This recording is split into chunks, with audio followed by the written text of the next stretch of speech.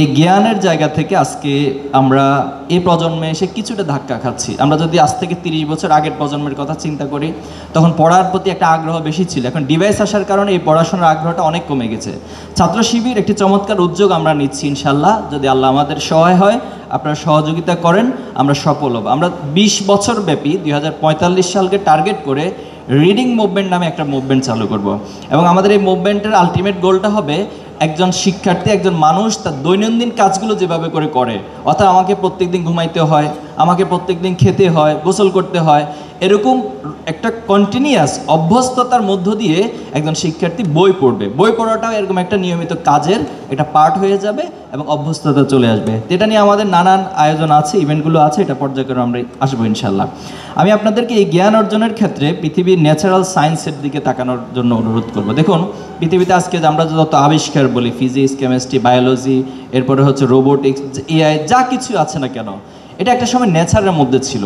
আমরা যদি নিউটনের দিকে দেখি, যে নিউটন গাছের নিচে বসেছিলেন, হঠাৎ একটা আপেল পড়লেন, এবং সেখান থেকে তিনি দেখে চিন্তা করলেন যে আপেলটা উপরে না গিয়ে নিচে কেন পড়লো।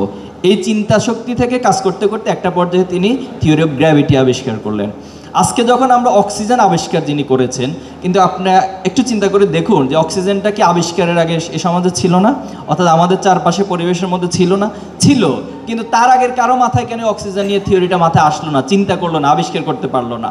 ইন দ্য সেম ওয়েতে প্রত্যেকটা বিষয়ে এভাবে করেই আসলে হয়। এই যখন আমরা এখন এরোপ্লেনে করে উঠছি, তো যখন পৃথিবীতে পাখি উঠতো, পৃথিবী শুরু থেকে তো পাখি ছিল, পাখিগুলো উঠতো, তো কে একজন হয়তো পাখি থেকে তার মনের মধ্যে এই আশা জন্ম নিয়েছে যে পাখি যদি উঠতে পারে, তাহলে আমরাও এরকম কোনো একটা যন্ত্র আবিষ্কারের মধ্য দিয়ে হয়তো উঠতে পারবো।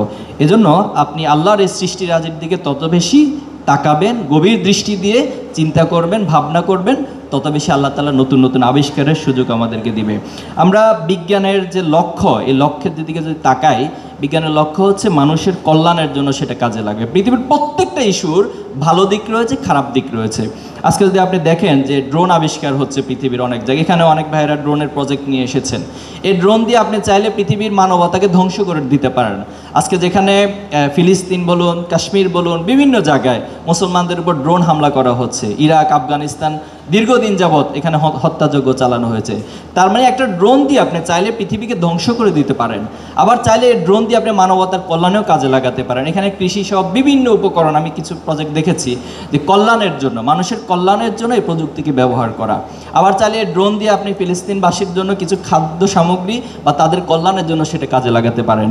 আমরা অ্যাটমিক পাওয়ার দেখেছি, আজকে যারা পৃথিবীতে মানবতার কথা বলে, মানবতার সবচেয়ে বড় ধারক বাহক তারাই কিন্তু পৃথিবীতে প্রথম অ্যাটমিক বোমার প্রয়োগ করেছিল, এবং আজকে হিরোশিমা নাগাসাকি যে ভয়াল যে ধ্বংসযজ্ঞ, সেটার জন্য তারাই দায়ী ছিল। অথচ অ্যাটমিক পাওয়ার দিয়ে আপনি চাইলে কিন্তু মানুষের কল্যাণের জন্য কাজ করতে পারেন, কল্যাণের জন্য সেটা কাজে লাগাতে পারেন।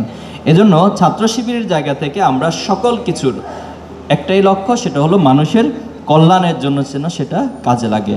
আজকে এখানে রোবোটিক্স যে অটোমেশন সিস্টেম, আমরা বিশ্বাস করি বাংলাদেশের প্রত্যেকটা সেক্টরে অপার সম্ভাবনা রয়েছে।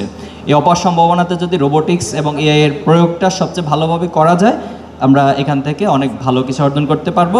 এবং বাংলাদেশ যে স্বপ্নের বাংলাদেশ, জুলাই শহীদদের আকাঙ্ক্ষিত যে বাংলাদেশ, আমরা বাংলাদেশকে যে জায়গায় দেখতে চাই, আমরা মনে করি এই প্রজন্মের হাত ধরে সেটা সম্ভব হবে ইনশাআল্লাহ। এবং আমার সামনে আজকে যারা বসে আছেন, আমরা বিশ্বাস করি আমাদের সোনালী যুগের যে বিজ্ঞানীদের নাম আজকে আমরা দেখছি, পড়ছি, যাদের নামে আমরা ইভেন্ট আয়োজন করছি, এবং আপনাদের নামও ইনশাআল্লাহ ভবিষ্যতে একসময় এভাবে ইভেন্ট আয়োজন হবে, আপনারা নিজেদেরকে সেভাবে গড়ে তুলবেন। আমরা আবারও সকল বিজ্ঞান, সকল জ্ঞান, সকল কিছুর উৎস একটাই আমাদের লক্ষ্য, সেটা হলো সেটা যেন মানুষের কল্যাণে কাজে লাগে।